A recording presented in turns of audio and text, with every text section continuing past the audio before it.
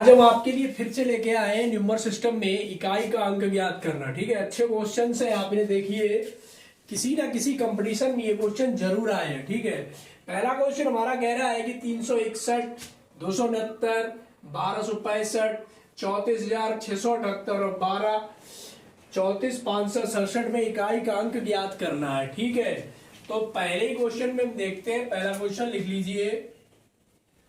कह रहा 361 गुणे इसमें क्या है, इकाई का अंक। तो आपको पता है इकाई का अंक निकालने के लिए हमें इकाई चुनते हैं। तो इनमें हमें क्या चुननी है, इकाई चुननी है। ठीक, अब इसमें क्या करना है, इकाई का अंक निकालना है। तो सबसे पहले इकाई का अंक सब में से एक एक उठा लीजिए। ये रहा इकाई का अंक 7, इसमें इकाई का अंक रहा 8, इसमें इकाई का अंक हमारा 5, इसमें इकाई का अंक रहा हमारा 9 और इधर इकाई का अंक हमारा 1। ठीक है, तो कितने में इकाई का अंक बचा। अब हमें इकाई का अंक निकालना है 1, 9, 5, 8 और 7 में। यहां से इकाई का अंक निकालना है। देखते हैं, इधर से निकालते चले। 9 एक 9 होता है, गुणे 5 इंटू 8 इंटू 7 हो गया। ठीक है, 9 परा 45 हो गया यहाँ पे, इंटू 8 इंटू 7। इसमें इकाई का अंक यहाँ पे कितना दिख रहा है आपको, 5। यहाँ 5 आएगा तो 5 के लिए 5 इंटू 8 इंटू 7 हो गया। ठीक है, इनका इनका किया 8 पंचे कितने होते हैं, 40 इंटू 7। यहाँ पे इकाई का अंक क्या हो जाएगा हमारा, ये हो गया हमारा 0 वाला और ये हो गया हमारा 7 वाला। अब 0 और 7 का गुणा करेंगे तो हमारा कितना आएगा, 0। यानी कि इस क्वेश्चन में, पहले वाले क्वेश्चन में ये वाला क्वेश्चन था, इसमें क्या हमारा इकाई का कितना आया, 0 आया। ठीक है, अब हम बात करते हैं दूसरे क्वेश्चन की। दूसरा क्वेश्चन सेम बिल्कुल ऐसा ही है। तो इसमें क्या कह रहा है कि इसमें भी हमारा इकाई का अंक पूछा है। इकाई का अंक कोई भी कंपटीशन हो, यूपी टेट, सी टेट और सुपर टेट में एक या दो क्वेश्चन आपको 100% मिलने हैं। इसके बाद आइए यूपी, वो क्या बोलते हैं, पीईटी जो परीक्षा होती है उसमें भी इकाई का अंक आपका पूछा जाता है। ठीक है, इन तीन परीक्षाओं में 100% 1 से 2 नंबर का क्वेश्चन जरूर आता है। आगे बात करते हैं, दूसरा क्वेश्चन है हमारा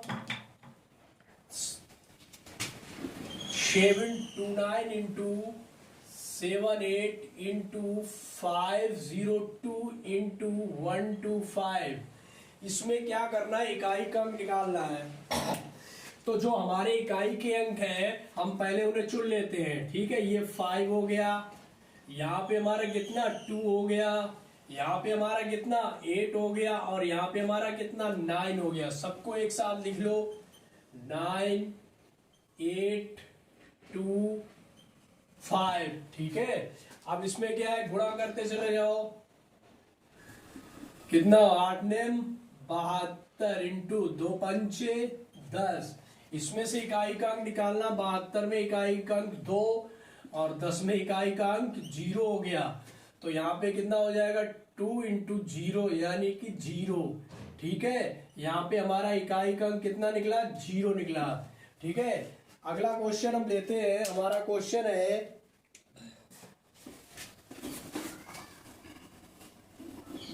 नेक्स्ट क्वेश्चन, आप देखिए 8 से 24 whole power 56 into 729 whole power 807 23 whole power है 937। ठीक है, हमें इसमें इकाई का अंक निकालना है। तो हमने दोस्तों आपको क्या बताया था, जब घात वाले क्वेश्चन आते हैं तो घात वाले क्वेश्चन में हम क्या करते हैं, 4 से भाग देते हैं। क्या करते हैं, 4 से भाग देते हैं। और इस क्वेश्चन में आपको कुछ नया देखने को मिलेगा। देखो क्या मिलता है। तो सबसे पहले हम 4 से सब में भाग दे लेते हैं। तो 4 से भाग दिया हमने, मान लीजिए यहां से 800 पहले दिया, 937 में भाग दे दो 4 का, जो भी शेष फल आएगा उसे हम इकाई के अंक में लिखेंगे। 4 दूनी 8 हो गए, 1 बचा, यहां कितने बचे 13 हो गए, 4 तियो 12 हो गए, यहाँ 1 बचा, फिर यहाँ कितने बचे 7, ये 7 है, ठीक है। 4 चक्कू 16 यानी कि 1, इसके हमारा कितना आया 1 आ गया। 807 में देते हैं, तो इसमें 4 से भाग दो, 4 दूना 8 हो गए, कुछ नहीं, 0 0 का 0 ऊपर पहुंच गया, फिर हमने 7 नीचे उतारा लिया, तो कितना हो गया 4 एकन 4, 4 दूनी 8 होगा नहीं, बचे 3, इसका आएगा 3। अब हम बात करते हैं 56 की, ठीक है। यहाँ पे आपको लगेगा, यहाँ पे देखो 56 है और ये तो पूरा पूरा कट जाएगा, 4 एकन 4 और 4 चक्कू 16, 0, बस। ये आपको यहाँ पे ये देखना है कि जब हम इकाई का अंक बनाएंगे तो किसी भी अंक में 0 नहीं ले सकते, 0 नहीं लेंगे। तो हम यहाँ 16 से छोटी जो भागे 4 का 16 से छोटा अंक 4 तीनों कितने होते हैं 12, यहाँ पे 4, ये शेष रखेंगे, ठीक है। जब भी कहीं कहीं कोई संख्या हमारी 4 से पूरी पूरी कट रही है तो उसे हम 4 से नहीं काटेंगे, बल्कि उसके पीछे वाला जो भाजक है उससे काटेंगे, क्योंकि हमारा शेष रहना जरूरी है, ठीक है। तो अब यहाँ पे कितना शेष आया, इसमें 1 शेष आया था, इसमें 3 आया था और इसमें हमारा कितना आया 4 आया है, ठीक है। तो हमारा क्या हो गया, इन तीनों में मिला के 4, 3 और 1 शेषफल आया है, ठीक है। तो यहाँ पे 4 के इकाई का अंक की होल पावर 4 हो जाएगी। इकाई का अंक सिर्फ लास्ट वाला लेते हैं हम, क्योंकि यही तो इकाई का अंक है। इकाई यहाँ से शुरू होती है, ये दहाई है, ये इकाई दहाई सैकड़ा, ठीक है। 4 की गुणे 4 हो गया, इसकी कितनी शेष 4 बचा था, इंटू यहाँ पे कितना 9, कितना बचा है 3, यहाँ पे कितना बचा है 3, 3 की होल पावर 1, ठीक है। अब सबको गुणा कर दो, 4 का गुणा 4 बार होगा, गुणे, अब 9 का गुणा 3 बार होगा और 3 का गुणा 1 ही बार होगा। इसमें इकाई का अंक निकालना है। 4 चक्कू 16 चक्कू 64 चक्कू कितने होते हैं, 64 में 4 चक्कू 16 और 4 चक्कू 16, जितने हो कितने बचे, लास्ट में आएगा आपका 6, यहाँ पे आएगा इकाई का अंक 6 हो गया, ठीक है। आप पूरा गुणा करेंगे, हमें सिर्फ इकाई के अंक की जरूरत है, पूरा गुणा करने की जरूरत नहीं है। 4 चक्कू 16, लास्ट में 6 आएगा, ठीक है। आपको करना है तो हम करके दिखा दें, उसमें कोई दिक्कत नहीं है, कोई गुणा। अब हम इसका करना है 9 नेम 81, 81 निम्मा, यानी अगर हम 81 है हमारा यहाँ पे, ठीक है। अब बचे 9, 9 का गुणा 9 1 9, यानी लास्ट में कितना आएगा 9 आएगा, यहाँ पे 3 ही है, ठीक है। अब हमें इन 3 संख्याओं के बीच में क्या निकालना है, इनका इकाई का अंक निकालना है। अब यहाँ पे देखो कितना हो जाएगा, 6 नेम 54 इंटू 3, अब इसका और इसका निकालना है इकाई का अंक, तो यहाँ पे कितना हो जाएगा 4 गुणे 3, यानी हो गया हमारा 4 तियो 12, इकाई का अंक आया हमारा 2, यहाँ पे इसमें आ जाएगा इकाई का अंक आएगा हमारा 2 आएगा, ठीक है। और क्वेश्चन देखते हैं दूसरा। हाँ तो दोस्तों, अब जो क्वेश्चन है नंबर सीरीज के, तो इसमें देखिए पहला क्वेश्चन है, श्रेणी 6, 12, 18, 24 और 30 में कितने पदों का योग 1800 है, ठीक है। हमने आपको बताया था कि पदों का योग जहां पूछा जाए वो आपकी कौन सी श्रेणी हो जाएगी, समांतर श्रेणी। समांतर श्रेणी में हमने बताया था जिसका प्रथम पद होता है ए, प्रथम पद जो होता है उसे ए मानते हैं, और सार्वंतर होता है उसे हम क्या बताते हैं डी। सार्वंतर मतलब ठीक। अब पूछ रहा है कि श्रेणी 6, 12, 18 और 24 और 30 में कितने पदों का योग 1800 है, ठीक है। हम कहते हैं n पदों का योग 1800 है, ठीक है।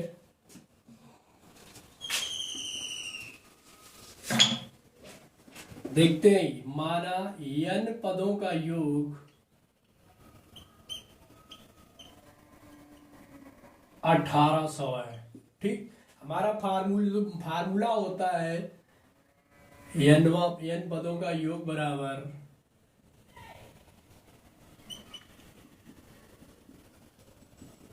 n/2 2a plus n-1 into D.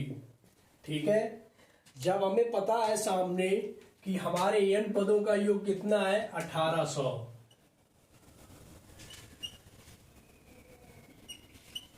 n पदों का योग 1800 है। 1800 n/2। अब हमें यहाँ a कितना दिया है, a है हमारा 6, ये है हमारा a बराबर 6 हो गया। जब हम इनका सारवंतर निकालेंगे तो आप 12 में से 6 घटाएंगे तब भी 6 बचेगा, 18 में से 12 घटाएंगे तब भी 6 बचेगा, और 24 में से 18 घटाएंगे तब भी 6 बचेगा, और 30 में से 24 घटाएंगे तब भी 6 बचेगा। यानी सारवंतर हमारा d बराबर आया 6। तो हम यहाँ पे लिख दें 2 × 6 प्लस n-1 डी की जगह कितना है 6। ठीक है, अब इसे सीधा सीधा सॉल्व करना है, कुछ नहीं है। 1800 इक्वल टू n/2, 6 दूनी 12 हो जाएगा, 6 का अंदर गुणा कर दो, 6n-6 हो जाएगा। ठीक है, 2 को इधर गुणा कर दो, 18 दूनी 3600 हो गया यहाँ पे। ठीक है, यहाँ कितना बचा आपका n बचा है, n का अंदर गुणा कर देते हैं तो कितना बचेगा 12n plus 6n² minus 6n। ठीक है, अब ये माइनस के 6n है और ये प्लस के 12n है, तो यहाँ पे क्या बचेगा आपका 3600 equal to 6n² plus 6n। ठीक है, चाहो तो 6 से भाग दे दो, तो 6 से जब भाग देंगे यहाँ पे कितना हो जाएगा, 6 से यह भाग दिया, यहाँ 6 से भाग दिया, और हमने यहाँ 6 से भाग दिया, ये हो गया 6×6 = 36। ये 6 से 6 क्रॉस हो गई, ये भी 6 से 6 खत्म हो गए। ठीक है, लिखने के लिए यहाँ पे हम लिखते हैं, यही क्वेश्चन था हमारा।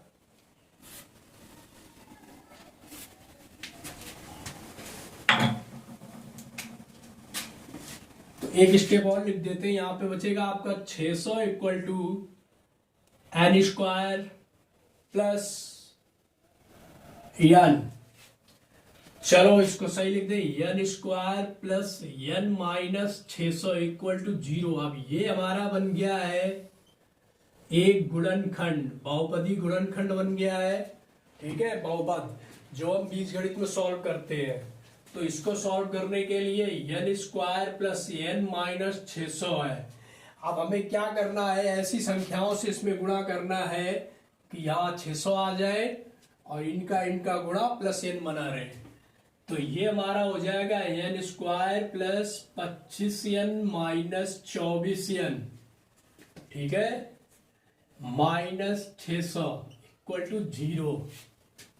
अब हम यहां से क्या करें, यहां से n कॉमन ले लीजिए, n प्लस 25 माइनस, हमने यहां से 24 लिया, जब 24 माइनस बाहर लेंगे तो बाहर यहाँ n प्लस 25 बचेगा, इक्वल टू 0 हो गया। यहाँ हमारा बचा n-24 और दूसरा बचा n प्लस 25। ठीक है, तो n बराबर आ गया आपका 24 और दूसरा आया n का मान n बराबर -25, जो हम ले नहीं सकते, नगण्य है। तो n बराबर आ गया आपका 24। पहले वाला जो क्वेश्चन है उसका आंसर आया n बराबर 24। ठीक है, ये आपका क्वेश्चन रहा। अब हम बात करते हैं दूसरे वाले क्वेश्चन की, जो लिखा है 1² 2² 3² प्लस डॉट डॉट स्क्वायर, मतलब इसका मान क्या होगा। ठीक है, तो इसके लिए हमने आपको कल फार्मूला एक बताया था, बहुत बढ़िया था, वो फार्मूला वही यूज करेंगे हम।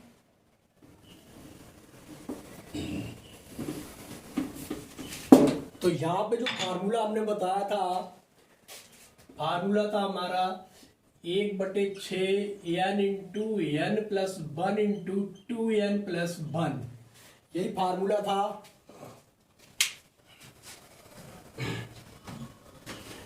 ठीक, हमें दिया है 1 square 2 square 3 square plus dot dot dot 10 square, यानी कि हमने कहा था जो सम संख्याओं वाला फार्मूला होता है, अगर सम संख्याओं को निकालना होता है 1 से लेकर n तक, तो उसके लिए फार्मूला, तो हमें n बराबर कितने याद दिए हैं 10, n बराबर कितने हैं 10। अब 10 का मान हम इसकी जगह रख देंगे, कुछ नहीं करना है हमें,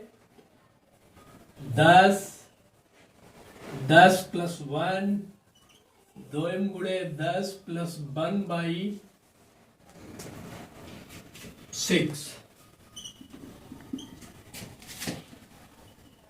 10 इंटू 11 इंटू 21/6 हो जाएगा आपका।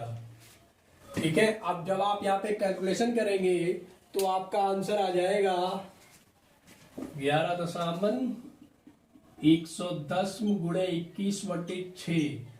कैलकुलेशन करिए, इसका इसमें गुणा करो, इसका इसमें भाग देंगे, तो हमारा टोटल आंसर आएगा 385। कितना हो गया 385। ठीक है, यानी कि हमारा दूसरा वाला क्वेश्चन भी सॉल्व हो गया। अब आते हैं, हमारा तीसरा क्वेश्चन है जो कह रहा है कि 12,401 को किसी संख्या से भाग देने पर भागफल जो आता है वो 77 है तथा शेषफल 4 बचता है। शेषफल कितना बचता है 4 बचता है। भाजक क्या है? ठीक है, भाजक कैसे निकालेंगे? हमने मान लिया कि भाजक हमारा x है। हमने क्या माना, हमें भाजक पता नहीं है तो भाजक कुछ ना कुछ तो मानना ही पड़ेगा। तो हमने माना भाजक क्या है, भाजक हमारा x है। माना भाजक बराबर क्या हो गया x हो गया। ठीक, अब आपको पता है या ना पता है, लेकिन हम बता रहे हैं आपको कि भाज्य बराबर क्या होता है, भाजक गुणे भागफल प्लस शेषफल। भाज्य बराबर होता है भाजक गुणे, फिर क्या आएगा भागफल प्लस शेषफल। ठीक, हमें बाकी चीजें सब पता है। तो 401 को किसी संख्या से भाग देने पर भागफल 77 है, भागफल 77 है, रख दो 77। शेषफल 4 बचता है, प्लस 4 रख दो। भाजक क्या है, भाजक पता नहीं, हमने x माना है, x रख दो। ठीक, भाज्य क्या है, भाज्य 12,401 है। 12,401 बराबर, अब सॉल्व हो जाएगा, बहुत सरल है। तो यहां पे आपका क्या बन गया 77x प्लस 4 इक्वल टू 12,401। जब हम 4 को इधर ले जाएंगे तो ये हमारे हो जाएंगे 77x इक्वल टू 12,401 माइनस 4। तो घटा के यहाँ पे कितना बच रहा है हमारा, तो ये बचेगा 77x इक्वल टू 12,397। तो x इक्वल टू हमारा हो जाएगा 12,397/77। ठीक है, इससे भाग दे दीजिए आप, आपका आंसर हो जाएगा। जब इससे भाग देंगे 77 एकम 77, 77 छिक्का 161, यानी x बराबर आ जाएगा आपका 161। जो आपका भाजक होगा वो होगा 161, यानी ये वाला भाजक कितना होगा 161 होगा। ठीक है, अब आते हैं अगला क्वेश्चन जो हमारा है कि 5 क्रमागत संख्याओं का योग 20 है, प्रथम 3 क्रमागत संख्याओं का योग क्या है। ठीक है, चाहो तो आप इसे x मान लो, वरना डायरेक्ट करके ऐसे ही निकल सकता है, लेकिन उसमें हर सवाल एक ही जैसा हो और सही हो जाए गारंटी नहीं होती है। ठीक है, तो मान लो x ही मानते हैं। माना कि क्रमांक संख्या हमारी है x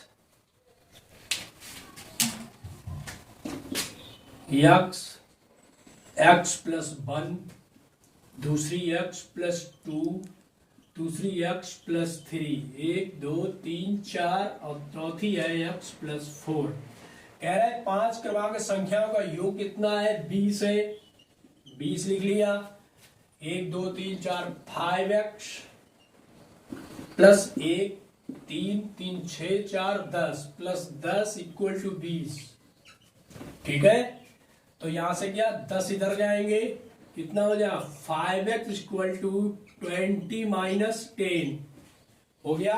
तो यहां पे कितना आएगा 5x इक्वल टू कितने बचे 10 बचेंगे और 5 दूने 10 होते हैं तो x बराबर कितना आ गया 2 आ गया।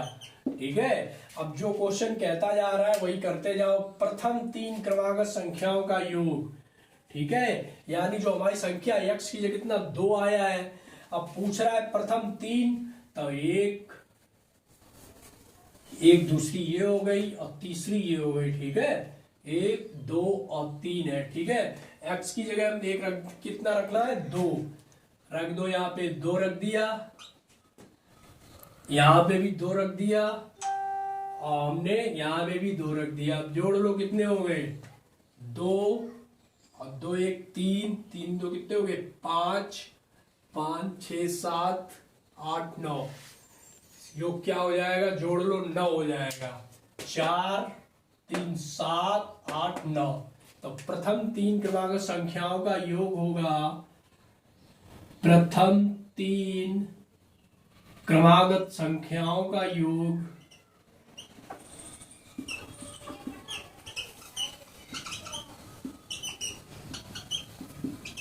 बराबर आंसर आएगा 9। ठीक है, एक अगला क्वेश्चन हमारा लिखा है 1 से 1/2 प्लस 11 से 1/2 प्लस 111 से 1/2 प्लस 11 से 1/2 का मान क्या होगा। देखो इस क्वेश्चन में हमें क्या करना होता है, पहले तो इसको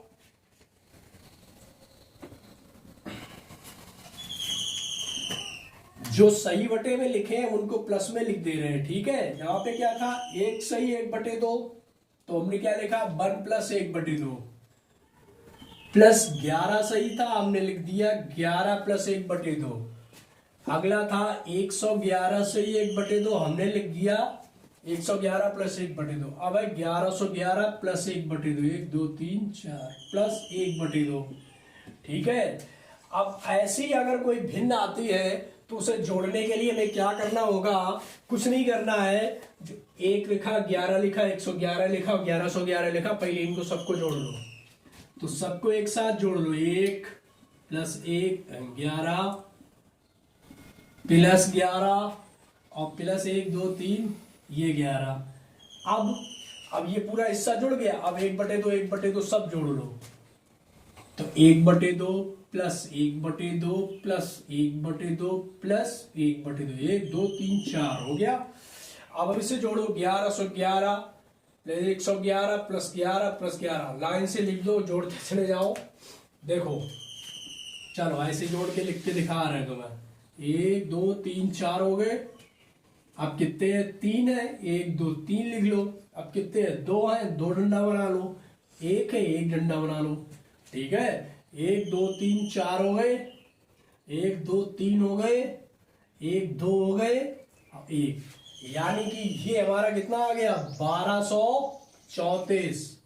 और लिख लो यहाँ पे 1234 प्लस 1/2 प्लस 1/2 प्लस 1/2 प्लस 1/2। ठीक है, अब देखो 1/2 1/2 1 होता है, 1/2 1/2 1 होता है, तो यहाँ पे कितना 2 नहीं हो जाएगा। ये कितना हो गया, ये हो गया हमारा 1 और ये हमारा कितना हो गया 1, तो ये कितना हो गया 2। तो ये हो गया 1234 प्लस 1 और 1 2, तो ये हो जाएगा 1236। ये आंसर आ गया हमारा 1236। लास्ट वाला क्वेश्चन और बचा है, वो कह रहा है 1 + 2 + 3 डॉट डॉट 10 -50 का मान ज्ञात करो। ये वाला क्वेश्चन हमने बताया था कि n संख्याओं का जब योग ज्ञात करते हैं तो कौन सा फार्मूला लगाते हैं, तो वो फार्मूला हमारा है